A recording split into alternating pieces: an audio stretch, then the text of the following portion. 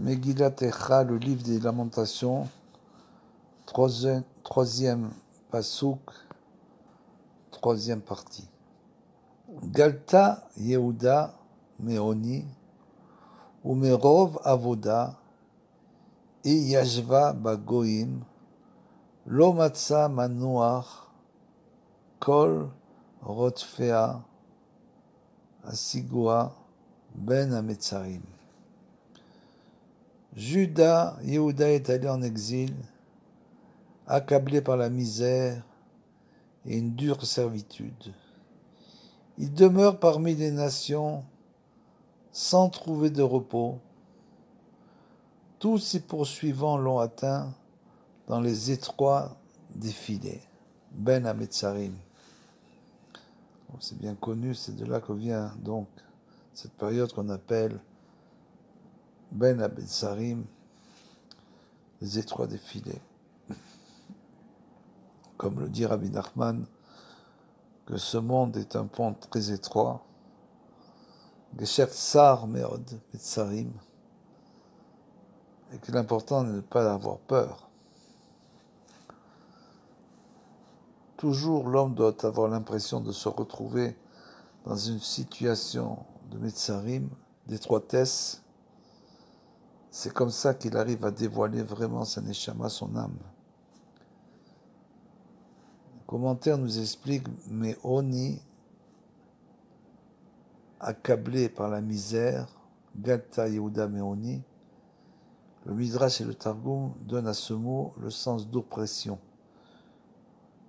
Yehuda subit l'oppression de la part de l'ennemi à titre de punition. Pourquoi ? Pour avoir opprimé le pauvre et l'ouvrier. Mida keneged mida. Dvash Vechalav interprète Oni comme pauvreté et Rov Avoda comme trop de travail explique, et malheureusement c'est aussi une des causes d'antisémitisme qui est très bien expliquée ici. Quel que soit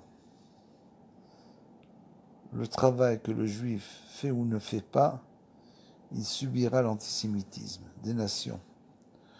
Le verset reprend les diatribes de nos ennemis que nos ennemis ont lancées contre nous au cours des siècles d'exil pour justifier leur antisémitisme et pour justifier leur persécution à notre égard, uniquement grâce à ce passage. Vous vous rendez compte ?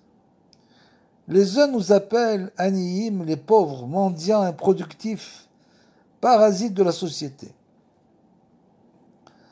C'est pour ça qu'il dit ici, mais Oni. Merov ou Merov Avoda.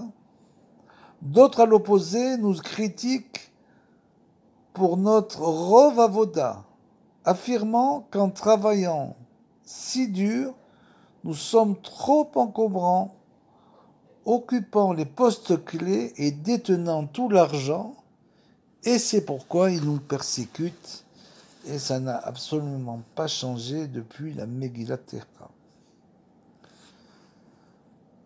Al-Kesh suggère la traduction à cause de la pauvreté. Le Midrash comprend Meoni à cause de l'Echemoni, du pain de misère, de la matzah donc, et le verset signifierait ainsi, Judas fut exilé pour avoir transgressé l'interdiction de manger du Hametz à Pessah. Umerov Avoda, comme on a traduit, une dure servitude, littéralement une grande servitude que les Chaldéens leur imposaient, selon Rashi. Le Midrash comprend Avoda, tâche, servitude, service, dans le sens d'idolâtrie. Avoda Zara, d'où Judas fut exilé parce qu'il servit des dieux étrangers, comme le dit Rishon LeZion. Donc tous ces mots, vous voyez, sont à double sens. Il faut chacun d'entre nous essayer de comprendre qu'il y a différentes explications et que à travers ces mots se cache bien sûr la raison de la punition et de la destruction du Beth Amikdash. Lo matsanu manoar.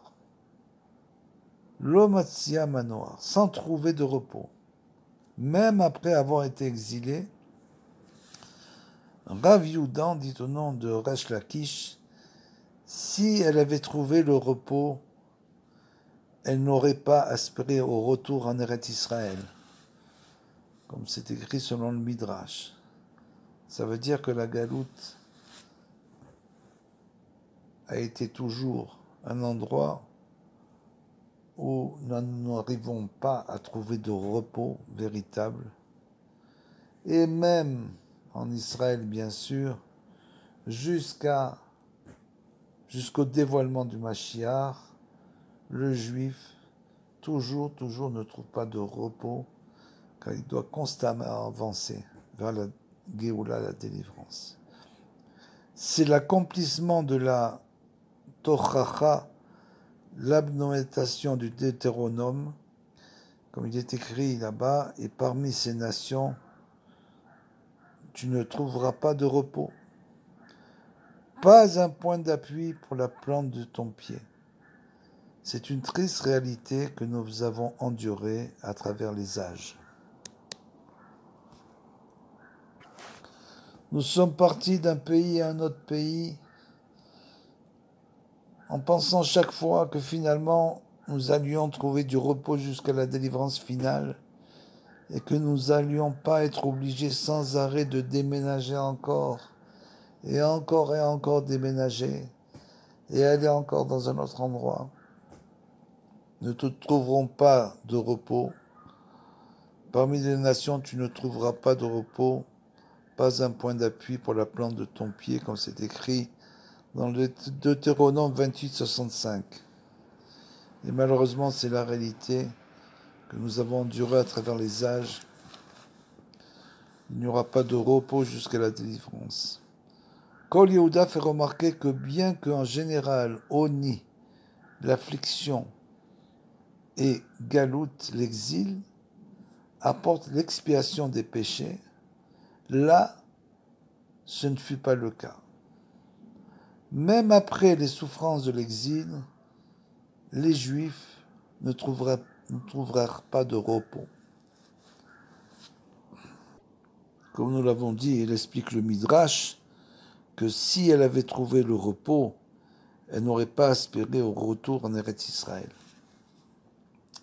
Ben Hametzarim, dans les étroits défilés, c'est-à-dire en les acculant, selon Rashi, en les poussant, en les pressurisant.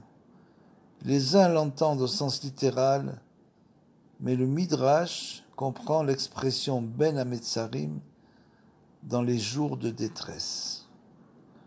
Tous ceux qui la poursuivaient la capturaient pendant cette période qui va du 17 Tammuz, qui est la date de la première brèche dans les murs de Jérusalem, jusqu'au 9 Av, exactement 3 semaines après, date de la destruction du temple.